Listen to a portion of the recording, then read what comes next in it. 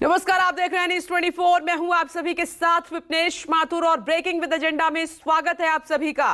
क्या बिहार में शराबबंदी वापस ले लेनी चाहिए? अब ये बड़ा सवाल उठ खड़ा हुआ है। जितनी बड़ी संख्या में मौतें हुई हैं उसके बाद और लगातार हो रही हैं। बिहार के छपरा और सिवान और अब बेगूसराय में हुई जहरीली शराब से 77 मौतों पर फिर से सूबे की जो शराबबंदी है वो चर्चा में आ गई है। आज से करीब, आप जानते हैं, आज से करीब 80 महीने पहले जब शराबबंदी लागू हुई थी तब महागठबंधन सरकार थी। हालांकि इसके बाद नीतीश ने बीजेपी के साथ सरकार बनाई, तब वो लालू प्रसाद यादव के साथ थे, लेकिन तब भी शराबबंदी जो थी वो लागू रही, हटी नहीं। इन 80 महीनों में समय समय पर शराबबंदी पर सवाल उठते रहे। विपक्ष इसे मुद्दा बनाता रहा, सदन से लेकर सड़क तक घमासान मचता रहा, लेकिन नीतीश शराबबंदी पर अड़े रहे। जहरीली शराब से मौतों के बावजूद भी नीतीश अपने इस फैसले पर फ्रंट फुट पर खेले। बिहार में एक बार फिर जहरीली शराब मौतों से शराबबंदी सवालों में आ गई है और बड़ी संख्या में लोगों की जान जा रही है। जिम्मेदारी कोई नहीं ले रहा है, लेकिन इधर नीतीश कुमार के वही तेवर बरकरार हैं और वो दो टूक कह चुके हैं सबके सामने कि जहरीली शराब से मौतों पर कोई मुआवजा नहीं मिलेगा।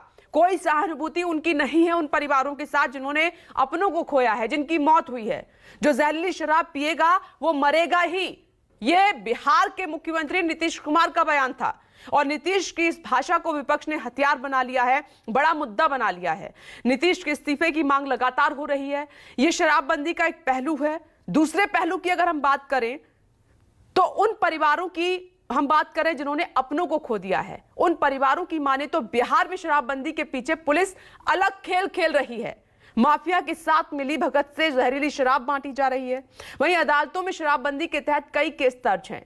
कोर्ट पर लाखों केस का बोझ पड़ गया है और विपक्ष सवाल उठा रहा है कि जब नीतीश कुमार शराब की अवैध सप्लाई बंद नहीं कर पा रहे हैं तो किस बात की शराबबंदी है बिहार में।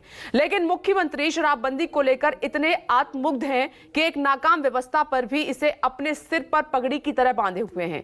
तो क्या बिहार में, सवाल ये उठ रहा है, तो क्या बिहार में सिस्टम की नाकामी और सरकार की लापरवाहियों को देखते हुए शराबबंदी का फैसला वापस ले लेना चाहिए? क्या बिहार में शराबबंदी फेल हो गई है? क्या शराब माफियाओं को सरकार और पुलिस का संरक्षण मिला हुआ है? क्योंकि दिखाई यही दे रहा है। आज इसी मुद्दे पर करेंगे चर्चा और जानेंगे शराबबंदी का पूरा सच दरअसल बिहार में क्या है।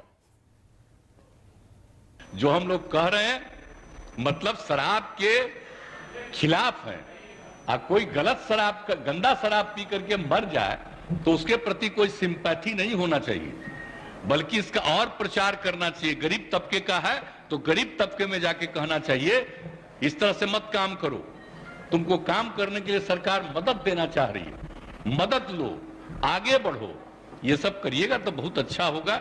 वास्तव में मरने वालों की संख्या का आंकड़ा 100 को पार कर चुका है। सरकार छिपा रही है। बड़ी संख्या में लोगों ने पुलिस के डर से दूसरे जगहों पर जाकर अपने शवों को जला दिया है।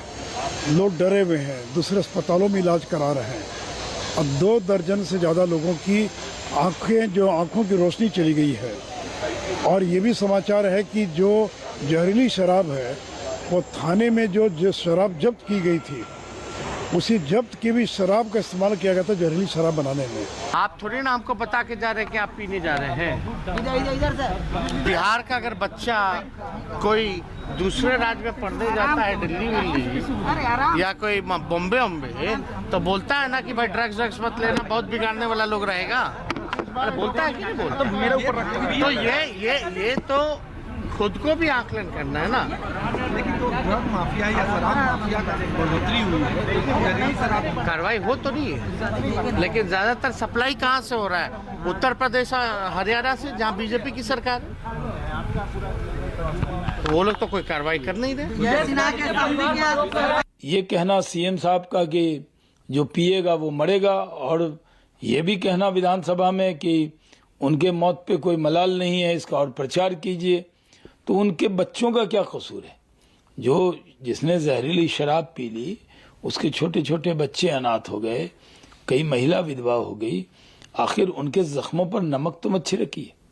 शराबबंदी के खिलाफ भारतीय जनता पार्टी नहीं है, लेकिन फ्री होम डिलीवरी के खिलाफ है, जहरीली शराब के खिलाफ है।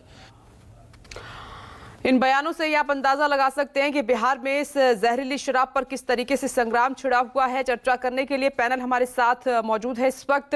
BJP spokes person Dhananjay Giri ji हमारे साथ जुड़ गए हैं, साथ ही कांग्रेस पार्टी स्पोक्स पर्सन हैं आनंद माधव जी हमारे साथ जुड़ गए हैं, टीवी स्क्रीन पर आपको नजर आ रहे हैं। जेडीयू स्पोक्स पर्सन अभिषेक झा जी मौजूद हैं, साथ ही UP DGP former DGP UP AK Jain साहब हमारे साथ मौजूद हैं। आप सभी का बहुत बहुत स्वागत है ब्रेकिंग विद एजेंडा में। आज काफी गंभीर चर्चा हम करने वाले हैं। बिहार में जिस तरीके से जहरीली शराब को लेकर मौतों का आंकड़ा बढ़ता जा रहा है और कोई जिम्मेदारी लेने के लिए तैयार नहीं है, और जो बयान आ रहे हैं वो और ज्यादा दर्द को बढ़ा रहे हैं। मेरे दो सहयोगी गाजियाबाद से संजीव त्रिवेदी जो कि विश्लेषण करेंगे, और छपरा से अमिताभ ओझा उसी हॉस्पिटल से हमारे साथ मौजूद है जहां पर जो शराब से जिनकी हालत खराब हुई है उनका ट्रीटमेंट चल रहा है, उनमें से बड़ी संख्या में लोगों की जान भी चली गई है।